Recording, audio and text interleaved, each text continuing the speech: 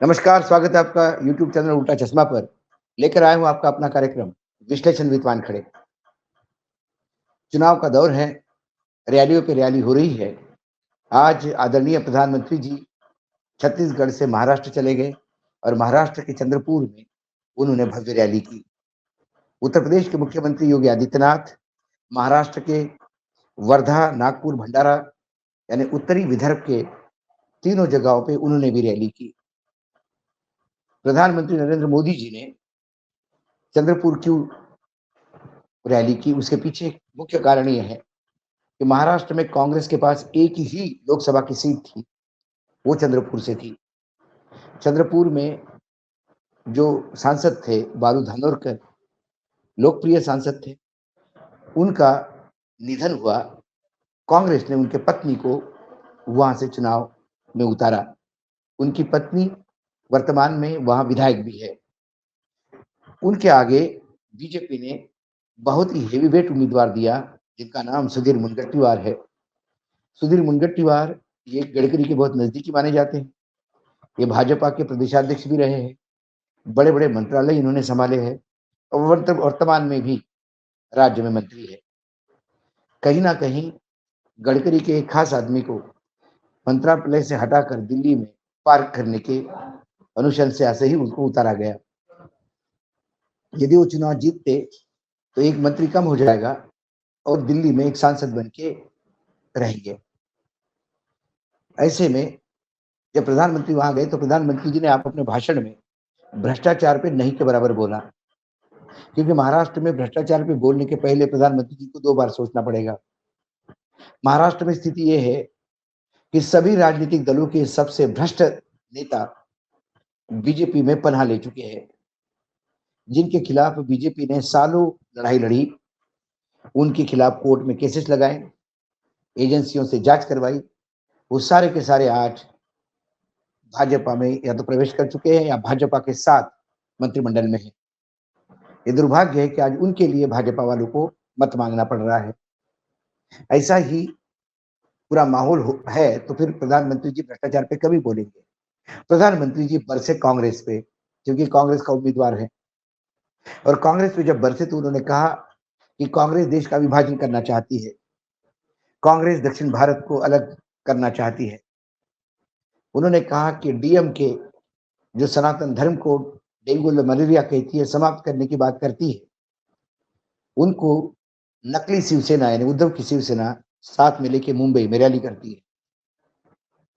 उन्होंने कहा कि कांग्रेस कभी भी लोगों की समस्याओं का समाधान नहीं करते, कांग्रेस समस्याओं की जननी है। बहुत बातें उन्होंने कांग्रेस के बारे में कही। उन्होंने कहा कांग्रेस की स्थिति एक करेले जैसी है कि घी में भी तलो और शक्कर में भी उसको घोलो तो भी उसका कड़वापन जाता नहीं, कांग्रेस सुधारने का नाम लेगी नहीं। प्रधानमंत्री नरेंद्र मोदी ये वक्तव्य दे रहे थे। मूलतः कांग्रेस की विचारधारा और बीजेपी की विचारधारा में जमीन आसमान का फर्क है। तो कांग्रेस को बीजेपी कड़वा करेला लगता है और बीजेपी वालों को कांग्रेस कड़वा करेला। ये बात अलग है कि कांग्रेस के कई कड़वे करेले बीजेपी ने अपने वॉशिंग मशीन में धो के मीठे खीरे के जैसे अपने थाली में सजाए। कांग्रेस देश को अस्थिर करना चाहती है, लेकिन महाराष्ट्र की सरकार ही नहीं, 2014 के बाद लगातार कितनी सरकारें ईडी, सीबीआई और इनकम टैक्स की वजह से अस्थिर कर फिर अपनी सरकार बनाई। ये देश के लिए नई बात नहीं। महाराष्ट्र की सरकार जो महाराष्ट्र विकास आघाड़ी की सरकार थी, महाविकास आघाड़ी की सरकार थी, उसे तोड़ के, शिवसेना के तोड़ के, एनसीपी को तोड़ के जो अस्थिरता निर्माण कर सरकार बनाई, तो महाराष्ट्र की जनता भारी भारी जानती है कि अस्थिर कौन कर रहा है सरकार को। रही बात, ये कहा जाता है कि जब बीजेपी ने और शिवसेना ने साथ में चुनाव लड़ा तो शरद पवार ने गलती की शिवसेना को अलग करके। दोनों ने साथ में चुनाव लड़ा लेकिन अपने अपने चिन्हों पर लड़ा। ऐसा ही आरजेडी ने और लालू यादव ने साथ में चुनाव लड़ा था, लेकिन अपने अपने चिन्हों पर लड़ा था। जब भाजपा ने वहां आरजेडी से जनता दल यूनाइटेड से यानी लालू यादव से नीतीश कुमार को अलग कर अपनी सरकार स्थापित की, तब उन्हें इस बात का इल्म नहीं था कि एक आध दिन जब कोई उनके साथ ऐसा करेगा तब उन पे क्या गुजरेगी। महाराष्ट्र में वहां शरद पवार को गाली देते हैं, लेकिन जो बिहार में उन्होंने पाप किया उसका जवाब देने के लिए वो तैयार नहीं। कुल मिलाकर नरेंद्र मोदी का भाषण वही पुराने घिसे पीते रवैये पे था। रही सनातन धर्म की बात, इस बात को बहुत रेखांकित करना जरूरी है। यदि डीएमके गलत है और डीएमके वंचनीय है, डीएमके अनटचेबल है क्योंकि उसने सनातन धर्म को गलत कहा, मच्छर कहा, समाप्त करने की बात कही, तो डीएमके परियार जो वहां पे सोशल रिफॉर्मर है उनकी लाइन पे चलती है। एआईएडीएमके जिसके साथ बीजेपी ने गठबंधन किया था, उसने भी बीजेपी से गठबंधन तोड़ा क्योंकि वो भी परियार की ही लाइन लेती है।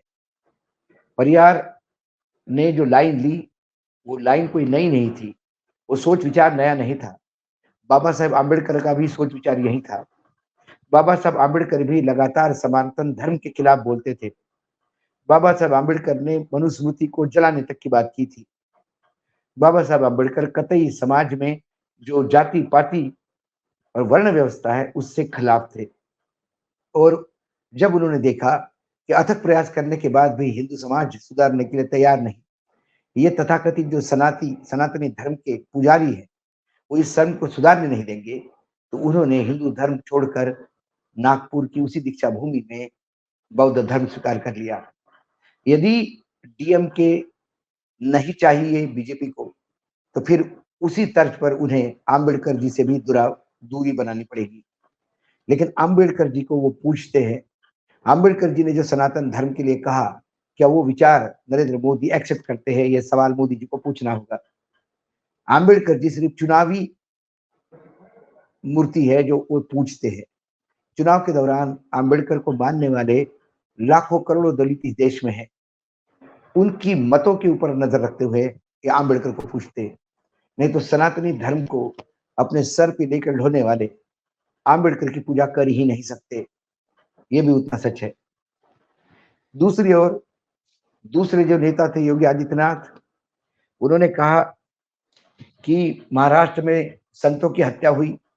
याद करो उत्तर प्रदेश यूपी उद्धव ठाकरे की सरकार थी और पालघाट में 2 साधुओं को मारा था। वो कोविड का पीरियड था, तब पूरा देश उद्धव ठाकरे पे टूट पड़ा था। भाजपा का हर राज्य उद्धव ठाकरे की और उस सरकार की आलोचना कर रहे थे कि 2 साधुओं को मारा। एक न्यूज चैनल के एंकर वो तो यहां तक कह गए कि उन दोनों की हत्या करने के बाद उद्धव ठाकरे ने सोनिया गांधी को फोन करके बोला होगा कि आप पोप को फोन करके बोल दीजिए कि हमने साधु की हत्या की। ये अर्णव गोस्वामी के शब्द थे।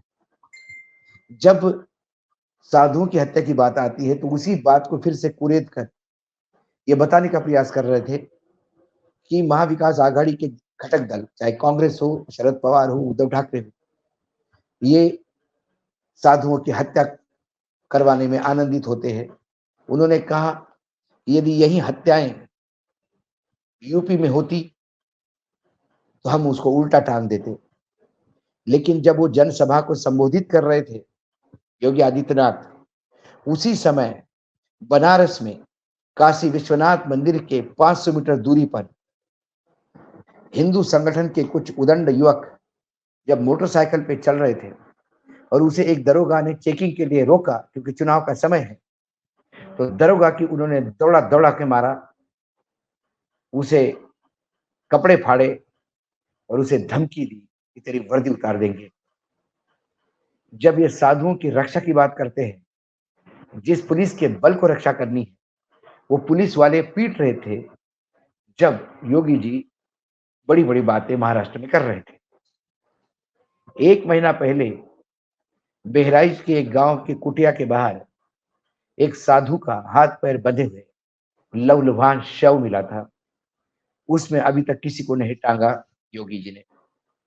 हनुमानगढ़ी 19 अक्टूबर 2023 की बात कर रहा हूं मैं, ज्यादा पुरानी नहीं। हनुमानगढ़ी मंदिर अयोध्या में राम मंदिर से बाद यदि कोई बड़ा मंदिर है तो हनुमानगढ़ी का मंदिर है। वहां एक साधु की गला दबा के 19 अक्टूबर 2023 को हत्या हुई। योगी जी ने किसको उल्टा टांगा? अक्टूबर 2020 में कांग्रेस ने एक सूची जाहिर की उस सूची में कम से कम 25 साधुओं की, पुजारियों की, मठाधीशों की हत्या का जिक्र था सिलसिलेवार।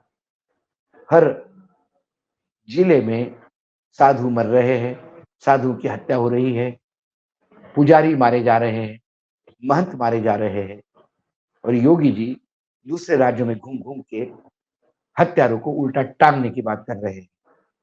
ये वस्तुस्थिति है। ये भी पता होना चाहिए कि नेता जब दूसरे राज्य में जाके बोलते हैं तब ये भूल जाते हैं कि ये डिजिटल समय है, डिजिटल दुनिया है। आप कहीं कुछ भी बोलिए, आपके राज्य में आपके क्रियाकलाप जो है, जो आपके जितने भी कुकर्म होंगे, वो जनता के सामने आपके पहले पहुंच जाते हैं। आज दोनों नेताओं ने वही कांग्रेस के प्रहार किया, पुरानी बातें उकेरने की कोशिश की, लेकिन वर्तमान क्या और भविष्य में हमारे लिए क्या है, इसका किसी के पास कोई ब्लूप्रिंट नहीं। आज इतना ही, कल फिर आऊंगा किसी विषय के साथ। तब तक के लिए नमस्कार। देखते रहिएगा यूट्यूब चैनल उल्टा चश्मा।